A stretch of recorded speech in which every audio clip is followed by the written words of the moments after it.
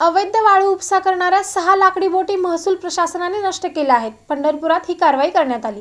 चंद्रभागा नदीपात्रातील वाळू अवैधरित्या उपसा करून त्या वाळूची अवैधरित्या वाहतूक करण्यासाठी वापरण्यात येणाऱ्या 6 लाकडी होड्या वाळू चोरांनी नदीपात्रात बुडवून ठेवल्या होत्या. या होड्या महसूल कर्मचाऱ्यांनी नदीपात्रात उतरून शोधल्या. त्या 6 होड्या जेसीबीच्या साह्यानं पूर्णपणे नष्ट करण्यात आल्याची माहिती तहसीलदार सचिन लंगोटे यांनी दिली आहे.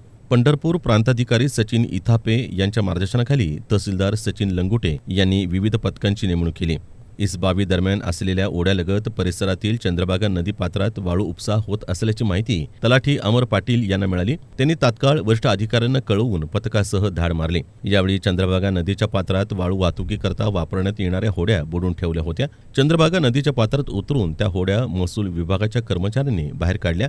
या 6 लाकडी होड्या जेसीबीच्या साह्यानं नष्ट केल्या. या कारवाईमध्ये मंडळ अधिकारी पंढरपूर विजय शिवशरण, ग्राम महसूल अधिकारी अमर पाटील, प्रमोद खंडागळे, संजय खंडागळे, महेश कुमार सावंत, गणेश पिसे, सचिन चराटे, पंढरपूर शहर पोलीस स्टेशनचे पोलीस अधिकारी नागणे आदी सहभागी होते.